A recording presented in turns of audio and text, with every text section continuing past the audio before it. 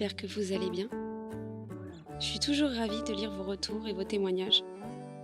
Vous êtes nombreux à me dire que c'est courageux d'oser parler de tous ces sujets et je vous en remercie. Ça m'a fait penser à un sujet que je souhaitais aborder avec vous, ici, sur ce podcast. J'ai envie de vous parler de mes peurs, celles qui m'ont hantée pendant des années, celles que j'ai su dompter avec le temps et celles qui m'accompagnent encore aujourd'hui. Pour la création de ce podcast, j'ai dû combattre plusieurs peurs, notamment la peur de l'échec et la peur du jugement des autres. Évidemment, ça n'a pas été un choix facile à faire. J'ai longuement hésité avant de faire ce podcast. Vous ne le savez pas, mais j'ai hésité à créer une chaîne YouTube pendant des années. Pourtant, j'ai essayé à de nombreuses reprises de me filmer, mais ça n'allait pas. Alors j'ai fini par abandonner cette idée. C'était il y a plusieurs années, et je pense que ce n'était juste pas le bon moment. Tout simplement. Depuis, j'ai vécu beaucoup de choses, des bonnes et des mauvaises. Et c'est vrai que dernièrement, l'idée de parler de tous ces sujets a fait sens en moi. Je savais que c'était le bon moment, je ressentais ce besoin de le faire. J'ai abandonné l'idée de faire des vidéos, car j'ai compris que ce n'était pas fait pour moi. Et c'est très rapidement que le podcast est devenu une évidence. J'en consommais beaucoup, pourtant, ça m'aura pris du temps avant d'écouter cette petite voix dans ma tête. Mais je me suis lancée, et voilà le résultat aujourd'hui. Au vu de tous les retours que j'ai, je ne regrette pas du tout ce choix. Le message principal que je souhaite vous transmettre dans cet épisode, c'est d'arrêter de vous laisser guider par vos peurs. Si au fond de vous, vous désirez vous lancer dans un nouveau projet, si c'est quelque chose qui vous anime, qui vous tient à cœur et qui peut vous procurer de la joie, du bonheur, parfois ça vaut le coup de prendre des risques et d'oser le faire. Et puis, si on n'essaie pas, on ne saura jamais si ça en valait la peine ou non. À partir du moment où l'on a un travail à faire sur soi, pour tenter quelque chose de nouveau, on ne peut qu'en sortir plus grand. Même en cas d'échec, on apprend toujours. La vie, selon moi, est faite pour ça. Essayer, tenter des choses, tomber, pour mieux se relever. Et donc voici comment est né ce podcast. Pourtant, je n'ai pas toujours été capable de faire ces choix. Pendant longtemps, je me suis laissée guider par mes peurs. Peur du regard des autres, peur d'être rejetée, peur d'être incomprise et peur de l'échec. On a tendance à penser que c'est plus confortable de vivre avec nos peurs, car d'une certaine façon, elles nous permettent de connaître nos limites. On pense que c'est plus facile de vivre avec que de s'y confronter, car ces peurs nous mettent dans des positions inconfortables, où on est mal à l'aise, où on se sent nul même parfois. Pourtant, ce sont ces peurs qui nous empêchent d'être totalement épanouis. Il existe des tas de peurs qui nous empêchent d'agir et qui nous rendent malheureux. En refusant d'affronter ces peurs, on s'empêche de vivre. Et d'une certaine manière, notre peur décide ce dont on est capable ou non, de qui on est, malgré nous. J'ai très souvent douté de moi. Ça m'arrive encore de temps en temps, mais c'est très rare. J'ai développé ce syndrome dès l'enfance. Pour celles et ceux qui ne le savent pas, on m'a diagnostiqué la mucoviscidose à l'âge de 6 ans, et ma vie a totalement basculé. J'ai vite dû apprendre à gérer la maladie, le traitement médical et le regard des gens, que ce soit des adultes ou des enfants. J'ai vite compris que j'étais différente des autres, et je me suis sentie souvent à l'écart des autres. J'étais très timide, je n'osais jamais lever la main et prendre la parole en classe. J'avais peur de dire de la merde et que les autres me jugent. Même au-delà de ça, je détestais simplement lever le doigt et avoir tous ces regards posés sur moi. Donc je ne parlais presque pas, et ça agaçait mes profs. J'ai développé des complexes très tôt, mais ça, comme beaucoup d'enfants et beaucoup de filles de cet âge. J'avais peur de parler aux garçons. D'ailleurs, à cet âge, je n'avais presque pas d'amis garçons. En grandissant, ces complexes se sont dissipés, mais d'autres sont apparus à l'adolescence. Outre la maladie, je ne me trouvais pas jolie physiquement. J'ai vite compris que je n'attirais pas les garçons. Mais ça encore, ça passait. Je pense qu'on le vit tous plus ou moins de cette manière à l'adolescence. Au lycée, mes peurs ont vite changé. Je ne sais comment, mais je me suis retrouvée à faire partie d'un groupe de potes, composé uniquement de mecs. Je suis bizarrement devenue de moins en moins timide. J'assumais complètement ma maladie. Je n'avais plus peur de lever la main pour m'exprimer en classe. J'adorais par-dessus tout les exposer en anglais devant tout le monde. Mais à contrario, je détestais passer devant tout le monde lors des évaluations de sport. J'étais tellement mal à l'aise que ça me faisait perdre tous mes moyens, alors que j'adorais ça le sport. L'idée d'être jugée devant tout le monde et d'être mise à nu me terrifiait. Le regard des gens aujourd'hui, je n'en ai plus peur. Au contraire, il m'agace. J'en ai déjà parlé dans plusieurs épisodes, dont celui qui traite du handicap invisible. J'ai parlé du regard des gens dernièrement dans l'épisode où je parle des choses qui m'agacent et qui me rendent aigrie avec le temps. Et aujourd'hui, j'essaie justement de ne plus être affectée émotionnellement par ça. C'est quelque chose qui m'a impactée dès mon plus jeune âge et avec lequel j'ai grandi. Je peux pas nier que le regard des gens m'a forgée et m'a fait devenir celle que je suis aujourd'hui. C'est assez triste de devoir l'admettre, mais c'est vrai. Et je pense qu'on est des milliers à ne plus vouloir dépendre de l'image qu'on renvoie au sein de la société. On ne devrait plus en 2023 appartenir à des cases. On est comme on est, et point barre. Arrêtons de se comparer et de se juger les uns les autres. J'ai mis du temps avant de comprendre que j'étais une personne anxieuse, déjà enfant. Je l'ai compris que très tard, bien trop tard même, au moment où j'ai commencé à étudier à la fac. Je venais de déménager dans une grande ville où je me sentais très seule. Mes amis ne faisaient pas les mêmes études que moi. Je ne connaissais personne d'autre, et c'est à ce moment-là, en allant étudier à la fac, que j'ai été confrontée à des situations que j'avais du mal à gérer déjà étant enfant. C'était des situations très banales, du style avoir peur de lever la main et de prendre la parole en classe. Les amphis étaient gigantesques, et pourtant personne ne se parlait. C'était chacun pour soi. En plus de ça, j'étais en fac de langue, avec la moitié de la classe qui était bilingue et qui parlait avec un accent impeccable. Alors que de mon côté, j'avais encore du mal à assumer de parler devant de nouvelles personnes. On avait une prof de grammaire anglaise qui nous faisait passer à l'oral tous un par un à chaque cours. Je crois que c'est ce qui m'a le plus traumatisé de toute ma scolarité. Si on avait le malheur de mal répondre, elle n'hésitait pas à nous afficher devant tout le monde. J'appréhendais tellement ces cours que ça me rendait malade.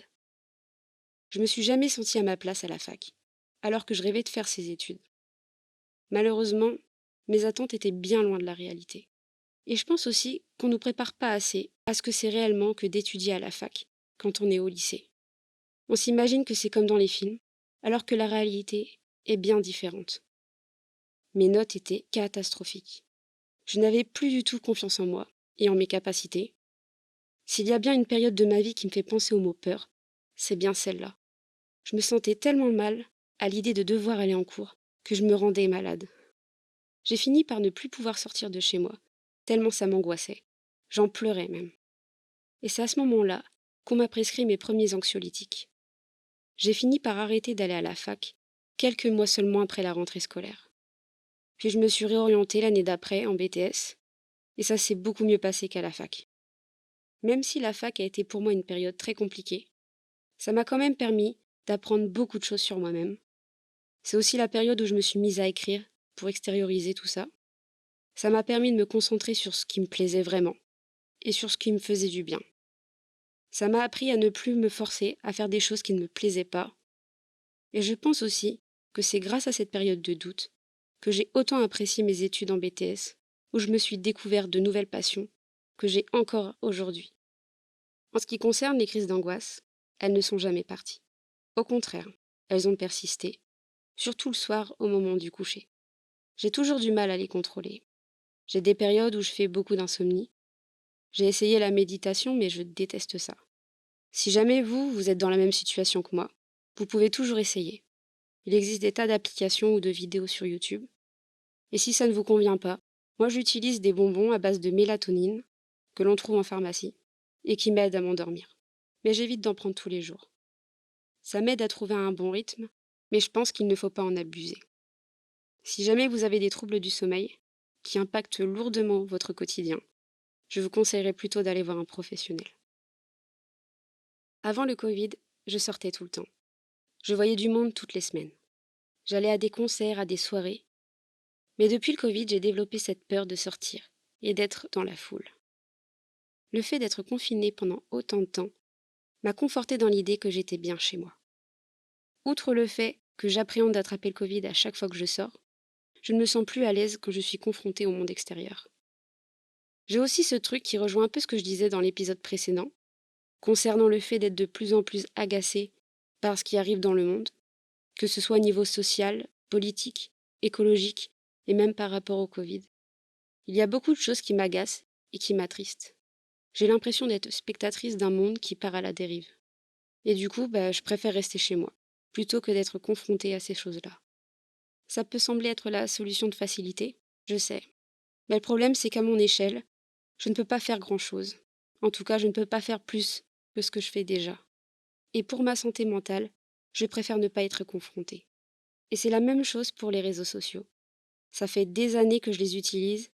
Au début, j'avais peur de raconter ma vie, de partager mon quotidien, parce que les gens ont des tas de préjugés sur les personnes en situation de handicap. Il y a encore quelques années, on nous pointait du doigt. Les mentalités, heureusement, ont évolué aujourd'hui. J'ai compris que c'était important d'en parler, et c'est aussi pour ça que je le fais, sur ce podcast. Pendant longtemps, j'ai eu peur de me livrer aux autres, parce que j'avais peur de les agacer ou de ne pas les intéresser. J'ai gardé beaucoup de choses pour moi. J'ai trouvé le moyen d'extérioriser en écrivant, et ça m'allait. Le fait d'écrire, ça m'a aidé à y voir plus clair et à aller de l'avant. Je le faisais pour moi. Et aujourd'hui, si j'écris ce podcast, c'est aussi pour vous. Je pense que chacun peut trouver cette petite chose qui aide à aller de l'avant. Pour moi, c'était l'écriture, mais pour vous, c'est sûrement autre chose. En tout cas, j'espère sincèrement qu'après l'écoute de ce podcast, vous allez pouvoir affronter vos peurs et vous autoriser à faire des choses que vous n'êtes jamais autorisé de faire.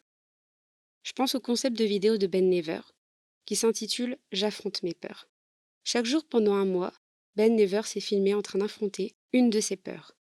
Ce concept date de 2019, pourtant il est toujours d'actualité. En affrontant ses peurs, ce dernier s'est dit avoir grandi, en se forçant à sortir de sa zone de confort. Il en a appris beaucoup sur lui, et c'est quelque chose qu'il a continué de faire dans d'autres vidéos, bien après celle-ci. Je vous invite à regarder cette petite série de vidéos, très enrichissante, sur sa chaîne YouTube. On peut se demander pourquoi il faut affronter ses peurs. Eh bien, selon moi, si on ne se lance pas, on ne le saura jamais. Pour une personne comme moi, assez curieuse, qui déteste ne pas savoir, c'est assez tragique d'écouter ses peurs plutôt que ses envies. Alors j'ai commencé à changer ma manière de concevoir les choses. Je me suis dit que si j'avais rien à perdre, alors je pouvais le faire. Et c'est comme ça qu'en 2018, j'ai commencé à voyager seule. Au début, j'ai voyagé un peu partout en France. J'en ai profité pour faire des concerts un peu partout. Je suis allée à Caen pour la première date de la tournée d'Orelsan. Ensuite, je suis allée jusqu'à Montpellier pour aller voir le groupe Imagine Dragons. J'ai fait toute la côte est de Antibes à Nice. Et puis un jour, j'ai décidé de partir en Espagne. Une semaine toute seule, alors que je ne parlais pas du tout espagnol. Je sais que ça peut en choquer plus d'un de voir une femme voyager seule. Pourtant, c'est possible. Et on le voit de plus en plus sur les réseaux sociaux. Ça demande beaucoup d'organisation pour être en sécurité le plus possible et ne pas faire n'importe quoi. Mais c'est possible. Et je vous le souhaite. Il y a plusieurs raisons qui m'ont poussée à faire ces choix. Premièrement, je n'avais plus envie de perdre mon temps à devoir attendre que les autres décident de faire les choses que j'avais envie de faire pour pouvoir les faire. Je trouve ça triste dans un sens de s'empêcher de faire des choses juste parce qu'on est le seul. Au contraire, quand tu es seul, tu apprécies différemment les choses. Tu peux prendre du recul, tu prends le temps aussi d'apprécier les choses à leur juste valeur, et tu fais les choses que tu as envie de faire. Après, ça demande beaucoup de courage pour se lancer et beaucoup d'organisation. C'est pas évident de tout gérer seul, car si tu te trompes, tu es seul à pouvoir gérer la situation. Tu dois compter sur toi-même. Si tu pars à l'étranger, tu as aussi la barrière de la langue à gérer. Mais dans tous les cas, tu en ressors toujours grandi de ces expériences. Et c'est aussi pour ça aujourd'hui qu'il y a de plus en plus de personnes qui le font. La seconde raison qui m'a poussée à faire ces choix, c'est que j'étais dans une période où je me sentais pas bien. Je venais de me séparer d'une personne qui m'avait fait perdre totalement confiance en moi.